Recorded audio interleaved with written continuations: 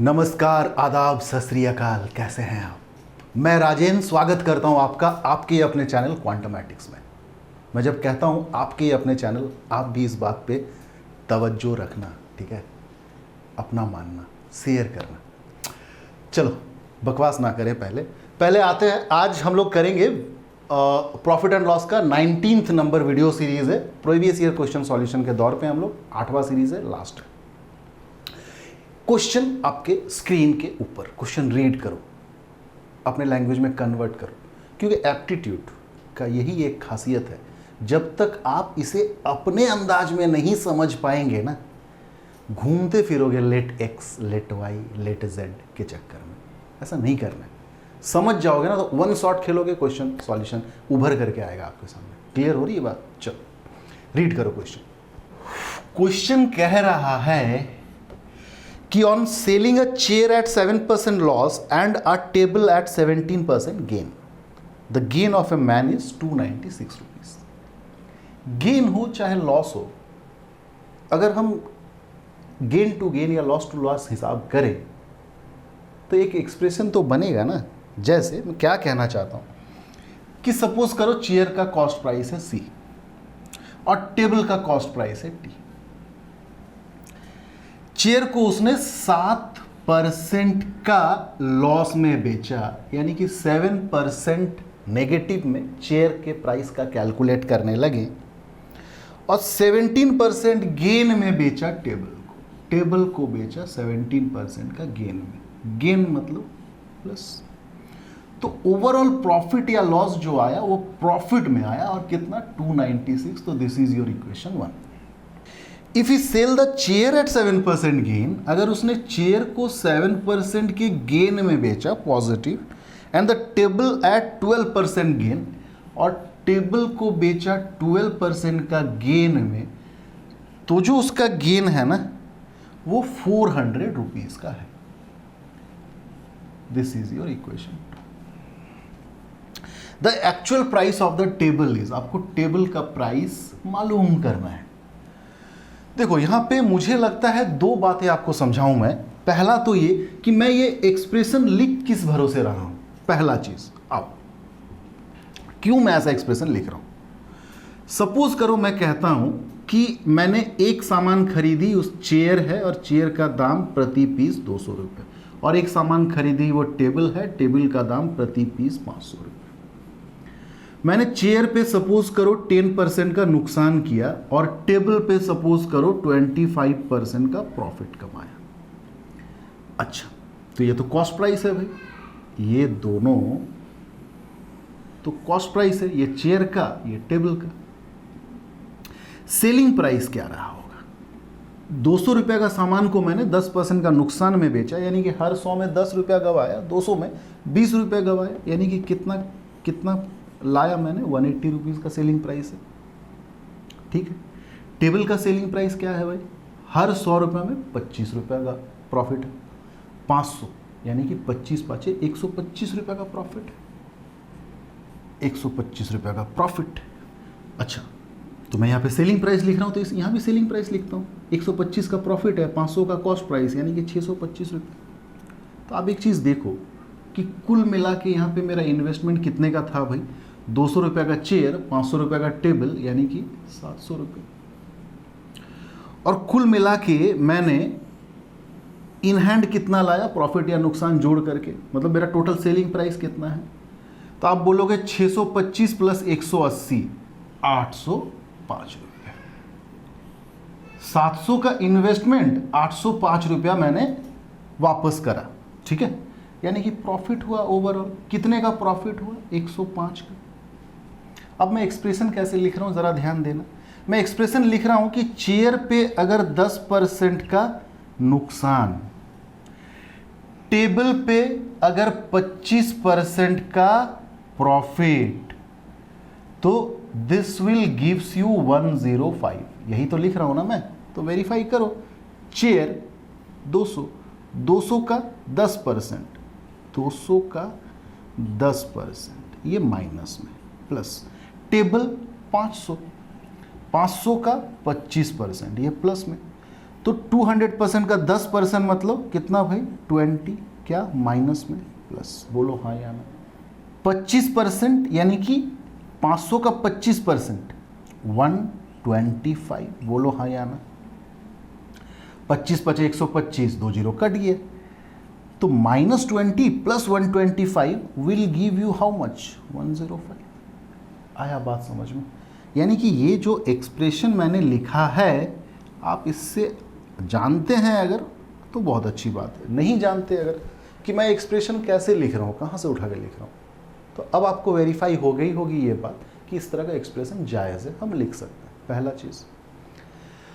अब मैं second point क्या बताना चाहता हूँ कि ये तो हम जन्मों जन्मों से कर रहे हैं भाई, ये एक लीनियर इक्वेशन है, ये भी एक लीनियर इक्वेशन है। यानी कि हम अभी करने क्या जा सकते हैं कि अगर मुझे कोई टेबल का दाम पूछे यहाँ पे, या कभी चेयर का दाम पूछे, तो हम इन दोनों इक्वेशन को करेंगे क्या, सॉल्व करेंगे, जिसको क्या कहते हैं, solving a pair of simultaneous linear equation. Class 9 में आपसे आपने पढ़ना शुरू किया होगा कि साइमल्टेनियस लीनियर इक्वेशन को सॉल्व करने का बहुत सारा तरीका है। क्लियर? सब्स्टिट्यूशन मेथड, ठीक है, और एलिमिनेशन मेथड। तो आज हम लोग एलिमिनेशन मेथड को ही यूज़ करके समझेंगे कि किस तरह से बहुत आसानी से हम लोग इस क्वेश्चन को सॉल्व कर सकते हैं। Am I clear? चल, तो है क्या ये एलिमिनेशन मेथड? आओ समझते हैं इसके बारीकियों को, या आप यूं भी कह लो कि एक रिवीजन है आपकी क्लास 9 के मैथ का, अलजेब्रा का।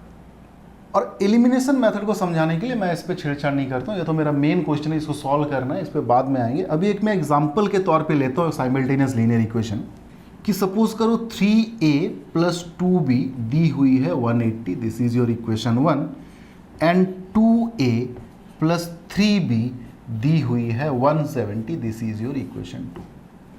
सपोज करो या तो क्वेश्चन क्या रहेगा, a फाइंड आउट करना, या तो क्वेश्चन क्या रहेगा, बी फाइंड आउट करना। डिसीजन लेना सिखाऊंगा मैं। सपोज करो ये क्वेश्चन है कि आपको ए फाइंड आउट करना है, ए फाइंड आउट करना है, तो ए को आपको सुरक्षित रखना है, यानी आपको बी को तबाह कर देना है, बी को एलिमिनेट कर देना है, इसीलिए इसका नाम है एलिमिनेशन मेथड। अच्छा, बी एलिमिनेट होगा कैसे? डिसीजन लेना सीखो। दोनों पॉजिटिव है ना भाई, अगर दोनों पॉजिटिव है तो यानी कि दोनों इक्वेशन को एक दूसरे से घटाने से ही बी एलिमिनेट होगा। ऐसे ही घटा दें एलिमिनेट हो जाएगा? कभी नहीं होगा। आप चाहे 2 को 1 से घटाओ, चाहे 1 को 2 से घटाओ, एक बी तो जिंदा रह जाएगा। दैट मीन्स सिर्फ घटाना है ये डिसीजन काफी नहीं है, बल्कि बी के कोफिशिएंट को सेम करना है। अच्छा, बी के कोफिशिएंट को सेम कैसे करें? यहां पे बी का कोफिशिएंट है 2, यहां पे बी का कोफिशिएंट है 3। सेम करना मतलब इन दोनों के एलसीएम के इक्वल बना देना है, बराबर बना देना है। इन दोनों का एलसीएम है 6, यानी कि इन दोनों इक्वेशन में यहाँ पे मैं 3 से मल्टीप्लाई कर दूंगा 6 बन जाएगा, यहाँ मैं 2 से मल्टीप्लाई कर दूंगा 6 बन जाएगा। 3 से मल्टीप्लाई करना मतलब इस पूरे सिस्टम ऑफ लीनियर इक्वेशन को मल्टीप्लाई करना पड़ेगा। It will become 9a 6b 180 × 3। Clear हो रहा है बात? अगर मुझे b पता करना होता, यही काम करता मैं, b पता करना होता तो मैं a को एलिमिनेट करता, b को सुरक्षित रखता। क्लियर हो रहा है बात? अच्छा, मान लो अभी तो ये दोनों पॉजिटिव है, ये नेगेटिव रहता है, इस पे गौर मत करना, ये बिगड़ सकता है अभी। कैसे एलिमिनेट होगा? तो कोफिशिएंट को सेम करेंगे, कोफिशिएंट को सेम करेंगे, और अब मुझे इक्वेशन 1 को इक्वेशन 2 के साथ सबट्रैक्ट नहीं करना है, बस ऐड करने से ये एलिमिनेट हो जाएगा। देखो, तो साइन सेम है तो क्या करना है, साइन डिफरेंट है तो क्या करना है, एलिमिनेट करना है अगर तो। क्लियर? तो आओ ओरिजिनल इक्वेशन में आते हैं और बारी बारी से दोनों क्वेश्चन को सॉल्व करते हैं। सपोज करो ए निकालना है या बी निकालना है। अच्छा, ए निकालना है, अगर मान लो इस क्वेश्चन को कर रहे हैं तो हमें बी एलिमिनेट करना होगा ना भाई। तो बेसिक अगर काम करना चाहते हो तो आप यहीं से पकड़ के मल्टीप्लाई वगैरह करके आप सेम कर सकते हैं, वरना आओ एक चीज समझते हैं। आप आमूमन देखेंगे ऐसे सिचुएशन में आपका कोफिशिएंट थोड़ा सा बड़ा बड़ा है, 7%, 17%, 12%, यहाँ 2, 3। कोफिशिएंट को पहले छोटा कर लो। कोफिशिएंट छोटा कैसे हो सकता है भाई? क्यों ना हम दोनों इक्वेशन को सब्ट्रैक्ट कर दें, इक्वेशन 1 और इक्वेशन 2 को आपस में अगर सब्ट्रैक्ट कर दें, पहला काम ये कर लें। 3a minus 2a a, 2b minus 3b minus b, ध्यान रखना 180 माइनस 170 दैट इज 10। आ रही है बात समझ में? अगर हम सब्ट्रैक्ट करेंगे तो 2a minus 3a a, 2b minus 3b minus b, 180 minus 170 that is 10। आप एक बात समझो कि ये इक्वेशन भले ही आपने लिखा है, इन दोनों का यूज करके ही लिखा है। अगर ये दोनों इक्वेशन को एग्जिस्ट करता है, यानी कि ये इक्वेशन वैलिड है, ये इक्वेशन वैलिड है for any value of A and B respectively, then trust me ये भी वैलिड है, ये भी इन सब के साथ एग्जिस्ट जरूर करेगा। दैट मीन्स क्या कि इन दोनों को घटाने के बाद जो इक्वेशन बनता है या इन दोनों को जोड़ने के बाद जो इक्वेशन बनता है वो इन्हीं की तरह वाजिब वैलिड एग्जिस्टिंग इक्वेशन बनता है। दैट मीन्स फर्क नहीं पड़ता ए का वैल्यू कितना, बी का वैल्यू कितना। अभी ये बताना जायज़ होगा कि ए और बी का जो डिफरेंस होगा वो 10 होगा। क्लियर? अब सपोज करो आपको ए निकालना है। अगर ए निकालना है तो आप इसे मान लो इक्वेशन 3 है। दो तरीके से काम कर सकते हैं, या तो इक्वेशन 2 का इक्वेशन 3 के साथ साइमल्टेनियस लीनियर इक्वेशन को पेयर बना के सॉल्व करेंगे तो कर सकते हैं, या तो इक्वेशन 1 को इक्वेशन 3 के साथ यूज कर सकते हैं। यानी कि दो रास्ता बना इसके बाद, और वो दो रास्ता में से कौन सा रास्ता चूज करेंगे वो यहां से तय होगा। आपको ए का वैल्यू पता करना है। ए का वैल्यू पता करना है तो आप एक चीज देखो, आपको ए को सेफ रखना है। आप चाहे इसका और इसका यूज करो, चाहे इसका और इसका यूज करो। क्लियर हो रहा है बात? आप एक चीज समझो अब कि इन दोनों में से डिसीजन लेना है आपको कि कौन सा इक्वेशन चूज करें। 3 तो फिक्स है, 3 को तो यूज करना ही है, इन दोनों में से किसको यूज करें। तो जो आपको उस सिचुएशन में इजी लगे। मान लो मैं रैंडमली उठाता हूं, मैं 1 को और 3 को करना चाहता हूं और मुझे ए का वैल्यू निकालना है, यानी कि बी एलिमिनेट करना है। बी एलिमिनेट तब होगा कि जब मैं इसको 2 से मल्टीप्लाई कर दूं, यानी कि इक्वेशन 3 को 2 से मल्टीप्लाई कर दिया। अच्छा, अब आप कुछ देर के लिए इस इक्वेशन को भूल जाओ। ये इक्वेशन अभी आपके पास है ही नहीं। Equation 1 is this, equation 3 is this. Equation 3 में मैंने 2 मल्टीप्लाई कर दिया। क्यों? ताकि b जो है वो एलिमिनेट हो जाए। b एलिमिनेट हो गया, देखो। और एलिमिनेट कैसे हुआ? ऐड करने भर से। तो 2b माइनस 2b खत्म हो गया। तो 3a plus 2a that is 5a is equal to, जोड़ रहे हैं 180 प्लस 20 दैट इज 200, यानी कि a का value is 200/5 that is 40। Clear? आपको b का वैल्यू पता करना है, बी को बचा के रखना है, ए को एलिमिनेट कर देना है। कैसे कर सकते हैं देखो, भूल जाओ, आ जाओ वापस उसी ओरिजिनल इक्वेशन में जो आप सब्ट्रैक्ट करके लाए थे। क्लियर हो रहा है बात? बी को सेफ रखना है भाई, क्योंकि बी ही चाहिए। ए को हटाना है तो फिर वही कर सकते हैं। इक्वेशन 3 को अगर इक्वेशन 2 के साथ यूज़ करें, या आप 1 के साथ भी यूज़ कर सकते हो। इतना मैं अलग अलग वेराइटी करके दिखाऊंगा तो ज़्यादा टाइम टेकिंग होगा। मैं अब पहले 1 के साथ 3 का यूज़ किया, अब 2 के साथ 3 का यूज़ कर रहे हैं। और क्या कर रहे हैं हम? 2 मल्टीप्लाई कर दे रहे हैं। 2 मल्टीप्लाई कर देंगे क्योंकि कोफिशिएंट ए का सेम होगा तो ए ही हटेगा। ये 2 हो गया, ये 2 हो गया, 20। अब आप एक चीज़ गौर करो कि ये भी पॉजिटिव में, ये भी पॉजिटिव में है, तो ए सब्ट्रैक्ट करने से ही एलिमिनेट होगा भाई। तो यहाँ पे तो हमने ऐड कर दिया था, यहाँ पे हम सब्ट्रैक्ट करेंगे। अगर सब्ट्रैक्ट करेंगे तो ये माइनस हो जाएगा, ये चेंज होकर प्लस हो जाएगा, ये माइनस हो जाएगा। 2a माइनस 2a खत्म हो गया। 3b plus 2b that is 5b is equal to 170 minus 20 that is 150, यानी कि और b इज 150/5 दैट इज 30। तो यही सारा कोर है, बेसिक था एलिमिनेशन मेथड का। ठीक है, आइए इसी को अप्लाई करते हैं इस दोनों इक्वेशन को सॉल्व करने में। क्लियर? यानी कि फंडामेंटली मैंने इतने देर से ये समझाना चाहा, अपार्ट फ्रॉम कि एलिमिनेशन मेथड है क्या, ये समझाना चाहा कि एलिमिनेशन मेथड कहता है कि दोनों रैंडम जो इक्वेशन आपको मिला है, जो कोएग्जिस्ट करता है, उसका कोई कोफिशिएंट को सेम बना के आप एलिमिनेट कर सकते हैं। मैं उस चीज़ से आपको आगे एक चीज़ और बताया, क्या कि आप उन दोनों इक्वेशन से मत भिड़ जाओ। उन दोनों इक्वेशन का कुछ एक और इक्वेशन बना लो, चाहे ऐड करके चाहे सब्ट्रैक्ट करके। सब्ट्रैक्ट करके छोटा बनता है, सब्ट्रैक्ट करो। ऐड करके छोटा बनता है, ऐड करो। और उससे फायदा क्या होगा, इसका यूज किसी भी एक के साथ करोगे ना तो कैलकुलेशन आसान होगा। बस इतना ही है, क्लियर। चलो वापस आते हैं। तो इस क्वेश्चन में टेबल का दाम चाहिए था। कितना इजी क्वेश्चन है देखो, एलिमिनेशन मेथड को यूज करने का पहला ही चीज सेटिस्फाइड है। टेबल को बचाना है, चेयर को एलिमिनेट करना है, चेयर यूं ही एलिमिनेट हो रहा है। देखो कैसे एलिमिनेट हो रहा है भाई, ऐड करने पे एलिमिनेट हो रहा है। कुछ नहीं करना है ना, इक्वेशन 1 को 2 से सब्ट्रैक्ट करके और क्या छोटा करोगे। ऑलरेडी मैं सब्ट्रैक्ट कर ही रहा हूं, सब्ट्रैक्ट ही कर रहा हूं। देखो 1 को 2 से सब्ट्रैक्ट कर रहा हूं या ऐड कर रहा हूं, सॉरी मैंने कहा ना कि ऐड करके छोटा करो या सब्ट्रैक्ट करके छोटा करो। तो अब ऐड करने से छोटा होगा। ऐड करने से होगा क्या, ये खत्म हो गया। 17% प्लस 12% यानी कि 29% ऑफ द टेबल इज 696, यानी कि टेबल का दाम 696 इंटू परसेंटेज का 100 बाई 29। 29 दूनी 58, 11, 29, 4, 116 यानी कि 2400। 2400 is the price of one table. Am I clear.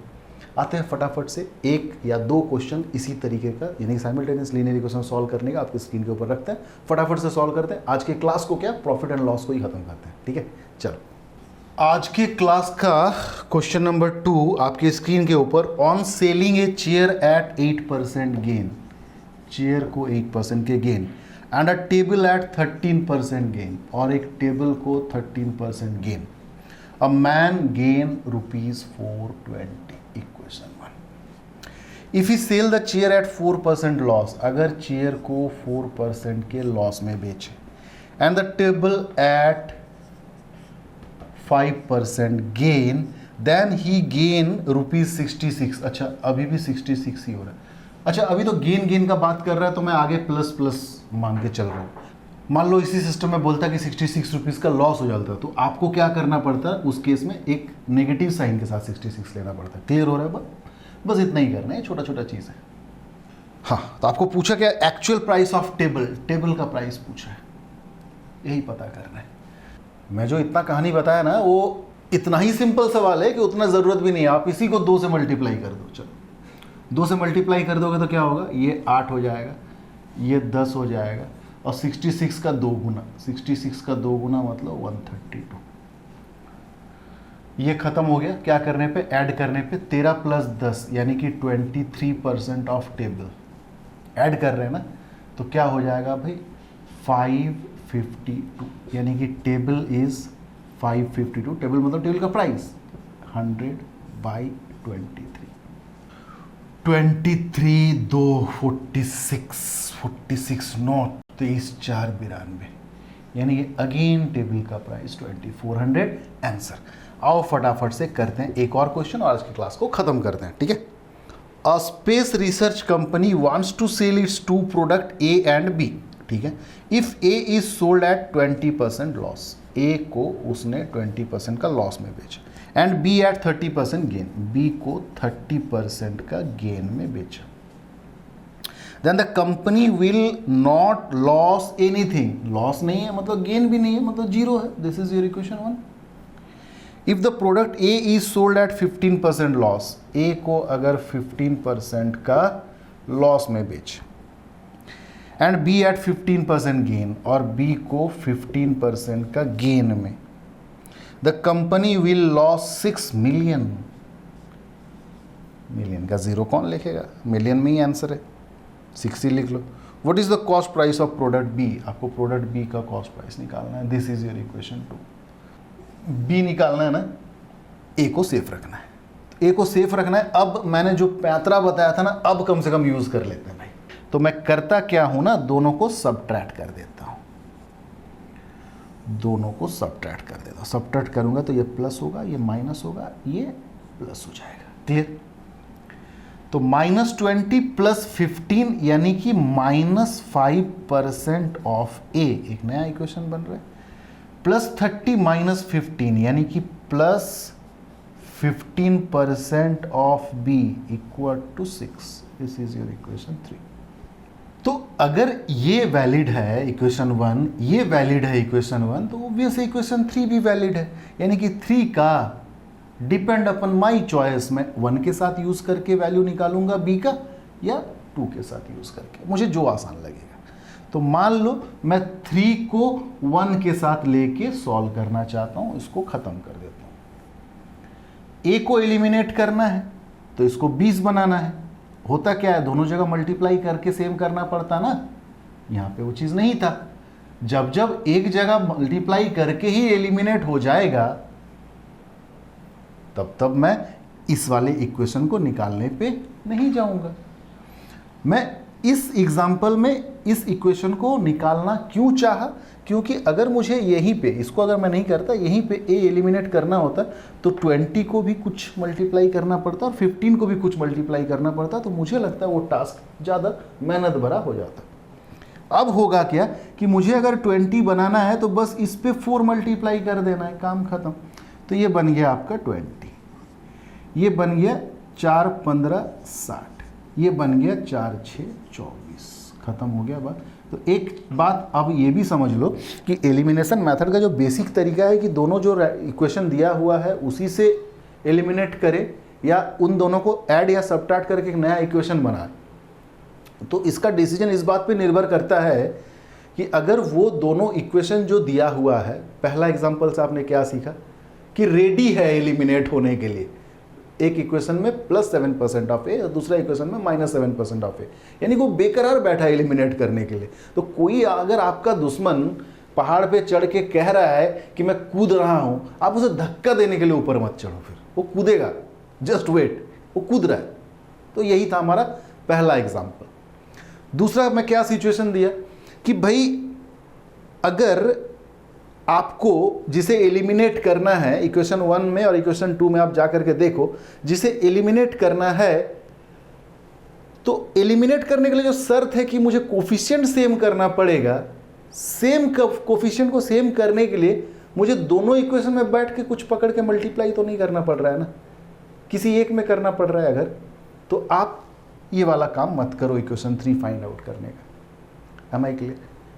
मगर थर्ड एग्जाम्पल में वही चीज़ है, ना ये बेकरार है कूदने के लिए, मतलब एलिमिनेट होने के लिए, और ना ही किसी एक में मल्टीप्लाई करके हम सेम बना सकते। तो फायदा अब होगा, देखो एक में मल्टीप्लाई किए तो सेम हो गया। हाँ, बस करना क्या है भाई, इक्वेशन 1 और इक्वेशन 3 को अगर ए एलिमिनेट करवाना है तो मुझे सबट्रैक्ट करना होगा इक्वेशन 1 को इक्वेशन 3 से। सबट्रैक्ट करेंगे तो ये बन जाएगा प्लस, ये बन जाएगा माइनस, और ये बन जाएगा माइनस। देखो ए एलिमिनेट हो गया ना, 30% of B minus 60% of B, यानी कि -30% of B is equal to 0 -24, that is -24। B स्वाहा। बी एक ऐसा क्वांटिटी है जिसका 30% 24 है। 30% ऑफ बी 24 है, यानी कि 100% कितना वो निकाल लो, या चाहे चलो बी ही निकाल लो। 100 इंटू 24, 30 के नीचे जो 100 है वो 24 के साथ जाएगा और नीचे 30, ये 0 कटेगा, 3 8 24, यानी कि बी इज 80। बट ध्यान रखना एक बात को, 6 नहीं था, 6 मिलियन था, तो 80 नहीं होगा बल्कि 80 मिलियन होगा। Am I clear? यही आंसर है।